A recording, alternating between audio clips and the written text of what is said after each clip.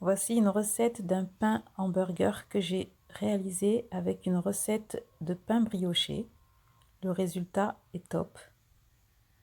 Si vous voulez refaire les mêmes, il suffit de regarder la suite de ma vidéo. Et n'oubliez pas, bien sûr, si vous aimez, de liker et partager. Alors, je vais mettre un œuf entier. Donc, j'obtiens environ 46 grammes et je vais rajouter 75 ml d'huile d'olive.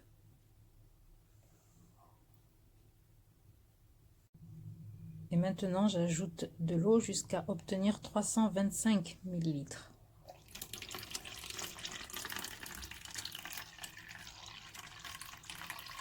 C'est de l'eau tiède.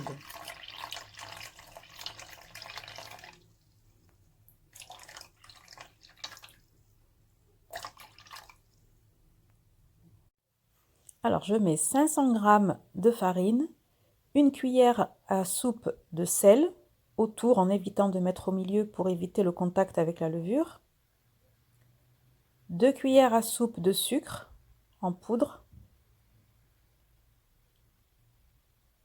et au centre, je mets 2 cuillères à soupe de levure de boulangerie. Je vous dirai en commentaire celle que j'utilise.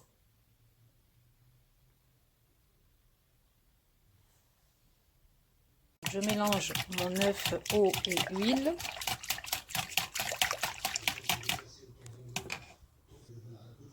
Je mets un petit peu de mon liquide sur la levure. J'attends que la levure se dissout et je rajouterai le reste et je commencerai à pétrir. Et je vais commencer à pétrir tout doucement en ajoutant tout le reste du liquide.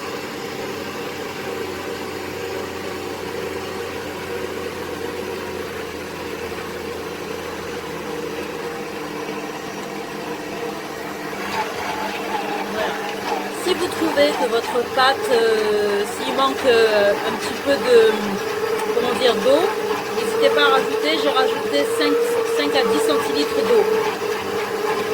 Ça dépend de la farine que vous utilisez. Voilà, la pâte est parfaite. Vous voyez, elle est ni dure, ni... C'est exactement la bonne consistance. Je vais former une belle boule et laisser reposer jusqu'à ce que ça double de volume. Après avoir laissé poser la pâte, j'ai formé des toutes petites boules de taille d'une mandarine. Ensuite, je les ai aplatis, je les ai reposés. Et une fois qu'ils ont bien gonflé, je les ai aplatis à nouveau et disposés sur ma grille en fibre de verre. Cuisson four chaud, 180 degrés.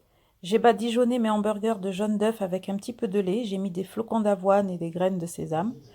J'utilise cette grille fibre de verre qui est vraiment top parce que le pain ne colle pas dessus. Et voici le résultat. Un hamburger bien moelleux, à point.